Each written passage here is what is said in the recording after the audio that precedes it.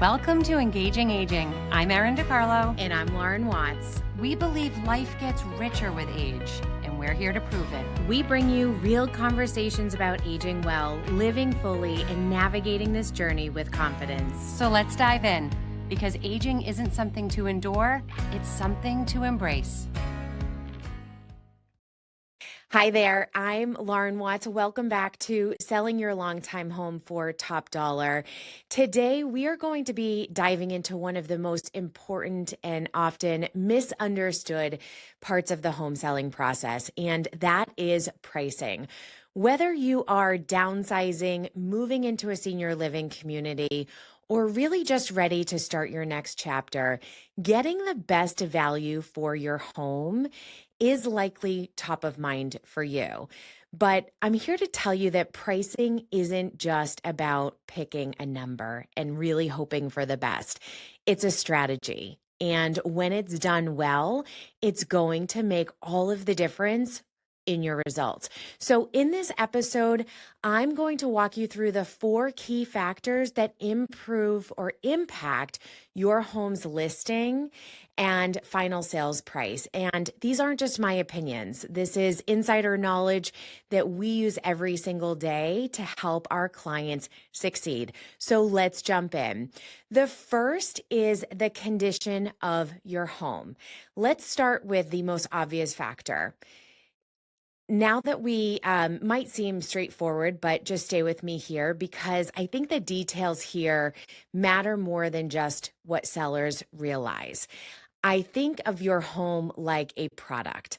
Buyers are comparing it to everything else that's available in their price range. So if your home is move-in ready while others need updates, that's a major advantage for you. But if your home is dated or in need of repairs, buyers will absolutely expect a price adjustment, or sometimes even worse, they might walk away entirely from your home and from making an offer.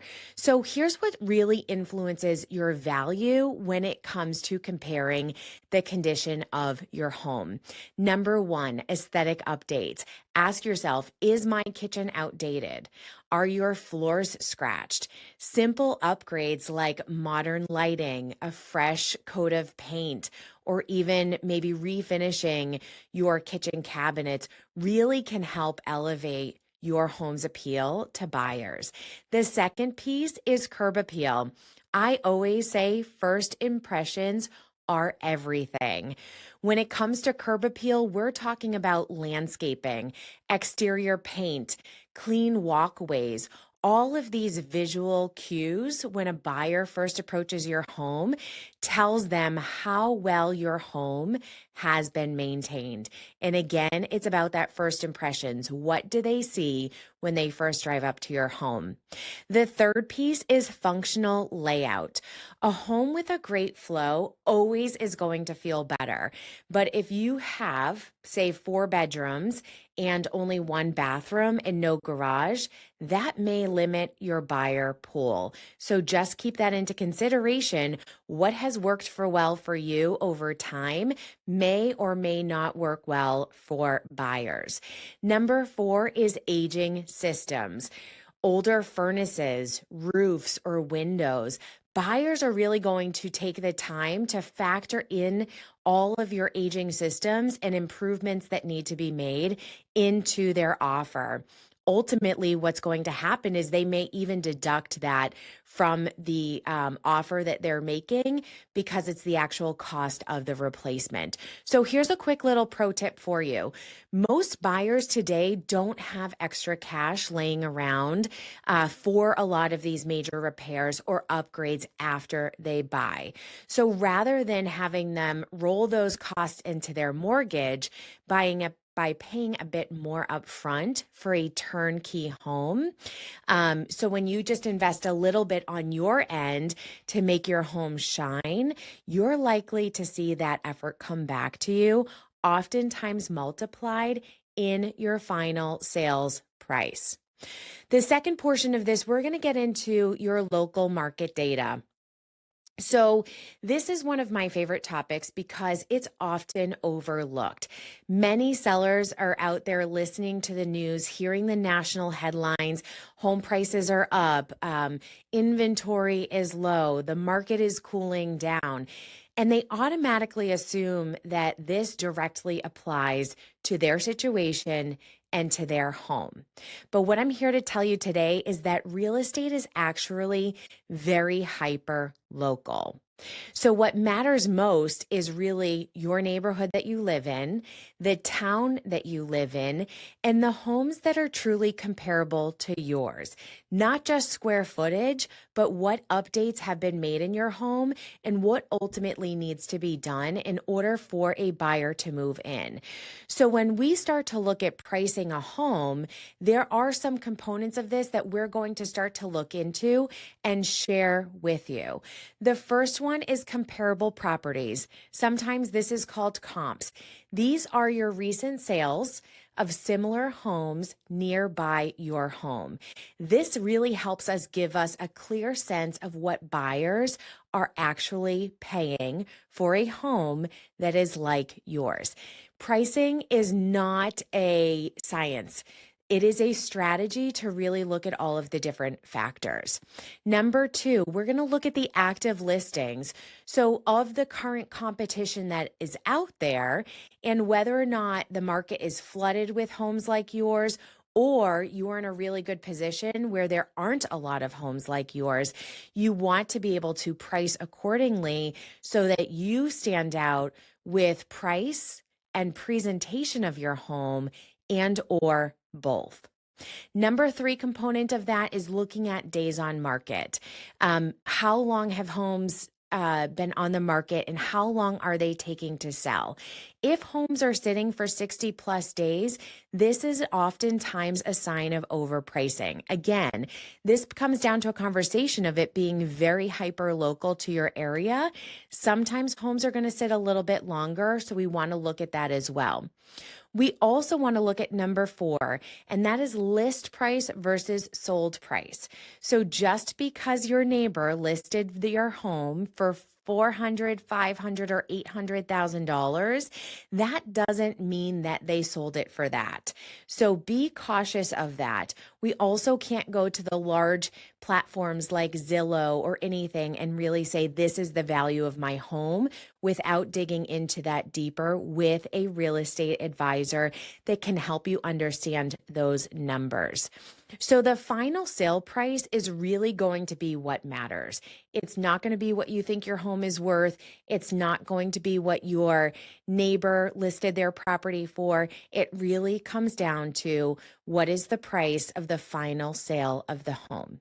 So here's what all of this means for you. If you list your home too high, based on personal emotions or outdated information, buyers may actually skip right past your home. You're going to get a lot less foot traffic, you're going to get fewer offers, and eventually you may have to reduce the price anyways. So often below where you could have started, and sometimes that often has a negative effect on sort of your thought process behind that. Instead of taking the time to really price yourself right so that you do motivate and find a larger buyer pool coming into your home. So really what we want to be able to do is create serious interest amongst buyers, find that pool of motivated buyers, and allow you to remain in control and hold on to that negotiating power because you've already done your due diligence to figure out, what do I need to do to my home? How should I price this correctly? What is the cost going to be for me to make these updates? Or what is the cost going to be for a buyer to make these updates? Number three of this podcast section is the current economic environment. I want to take a moment to zoom out and really talk about the economy. I know that sounds boring, and trust me, this is important. The overall economic climate has a huge impact on what buyers are able and willing to spend, and that directly affects you as a seller. So here are some key economic factors that we really want to be able to keep an eye on. Number one is interest rates. This is a big one. When mortgage rates are low, buyers can afford larger homes at higher sales prices. But when those rates climb, their buying power drops, and home prices too can really kind of suddenly start to feel out of reach for buyers. And that kind of creates a little bit of lag time or some other considerations that they need to think about. Number two is the stock market. For those higher end homes, buyers often use their investments to fund their down payments. So when the market is strong, they feel really confident. But when the market is shaky, they get a little bit more cautious, and it may take more time for them to settle into making that offer and purchasing your home. Number three is employment trends. A thriving local job market is going to bring in more buyers. However, on the other side, if there's layoffs or company relocations that are happening nearby you, that could really kind of create that demand, that buyer pool to drop a little bit. And then certainly there is some just general uncertainty. Things like inflation, elections, international conflict. All of these things can really affect the buyer psychology.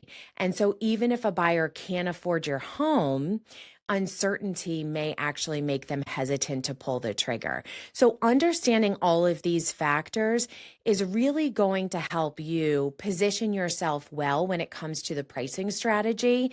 But also I want to mention that this is why it's so important for you to align yourself with a real estate agent that has a senior real estate specialty, and that really understands not only all of these aspects that come into real estate, buyer pools, and the things that sort of correspond with that, but really can sit down and understand your needs. Selling your longtime home for top dollar. What is that going to take? What is that going to feel like for you? And what is your realistic timeline? Because at the end of the day, all we want to do is to be able to maximize your results. Number four is your marketing strategy. So let's talk about something that oftentimes gets overlooked in that pricing conversation. Sometimes that marketing strategy is the last part of the discussion. We want to make sure that it is part of the conversation every step of the way, because your marketing strategy can vastly be different based on how you are going to market with your home and based on your pricing strategy. So the way that your home is marketed really determines how many people see it, how emotionally connected they feel to it, and whether they're willing to pay the asking price or even to put you in a really good position to go above the asking price. We want to be able to try and create demand, interest, and get you into a multiple offer situation so that can really help you make a really true informed decision for yourself and ultimately sell your home for top dollar. So what are the aspects that go into your marketing strategy? Number one is staging. There are two different types of staging products that are out there. One is in-person staging. So that's literally bringing in furniture, items, really to kind of warm up your home, depersonalize your home from how you've lived in it for so many years, and make it a little bit more appealing to buyers. There are also virtual staging products that are out there that can, through the photos of your home, add certain elements of the staging products to make your home look a little bit more warm and inviting and brighter and bigger so that buyers can truly see themselves living there. This is not a dig at how you've lived your life for so long. It's more so appealing to the buyers so that they can truly step back, envision their life there, envision your space as how to make it their own through staging products. The second piece is professional photos and videos. When you are putting your home on the multiple listing service, your professional photos and videos go a long way. The goal is that you are properly marketing your home so that regardless of what time buyers are looking at your home, they are seeing professional photos and videos to really walk through your home, gain interest in an experience of going through your home before they're actually viewing it in person. Most buyers are going to start their search online. So just as a word of caution, if your photos are dark or there's a lot of clutter or your home appears to be very outdated, you might be missing out on gaining their interest when they're looking at your home at 4 o'clock in the afternoon, 12 o'clock in the morning, 1 a.m., whatever time they are looking. The important thing to understand is that buyers have access to your home, to view your home once you have put it on the market, 24 hours a day, 7 days a week. So you want to make sure that those photos are really warm and inviting to gain their interest so that they are coming to see your home in person. Number 3, as part of the marketing strategy, is your open house strategy. So when you do this right, an open house isn't just for show, but it's really to help generate buzz, allow buyers to see how many people are coming to view your home, ultimately and hopefully creating a multiple offer situation for you. And then certainly your list timing. So the first 2 to 3 weeks of your home on the market is incredibly crucial. That's when you're going to get the most eyes and the strongest interest. So if your price and your presentation are on point, that's when the magic happens. Here's a little secret that I'll give you right now. Sometimes pricing slightly below the market value can actually spark a bidding war, resulting in a higher final sales price than you may have had when you first started high and then had to reduce later. What we want to avoid is your home looking like a stigmatized property where then we're handing that negotiating power over to the buyer. Again, we want to keep that negotiating power with you at all times. So there you have it. I hope this was really beneficial and informative for you. Really, the 4 key factors that are going to influence your home's price is condition, market data, economy, and your market strategy. Again, it's not just about luck. This is much about strategy. And when you work with a knowledgeable seniors real estate specialist, you get that strategy built in. So here's what I'd like for you to remember today as part of this podcast. Pricing too high can backfire and cause delays and lower offers, which is what we don't want. Pricing too low can leave money on the table. But strategic pricing based on the market data, the market insight, and thoughtful preparation can get you the best possible outcome. So if you're thinking about selling and you want to feel confident, informed, and supportive, we are here to help guide you throughout this process. We can connect you with our team or one of our trusted local real estate experts nationwide who really understand the unique needs of longtime homeowners and how to really help you through this process. So thank you so much for tuning in today. We look forward to you experiencing the other 3 components of our 4-part series, Listing Your Longtime Home for Top Dollar. Thank you for joining us today. We love having these conversations, and we hope they sparked something for you too. If you enjoyed this episode, please like, comment, and share it with your community, because together we can change the way the world sees aging. You can find us at dovetailcompanies.com or on any of our social media channels at Dovetail Companies. And just a quick note, the opinions shared in this podcast are those of our guests and do not necessarily reflect the views of Engaging Aging, Dovetail Companies, or our team. So until we see you next time, keep engaging with aging.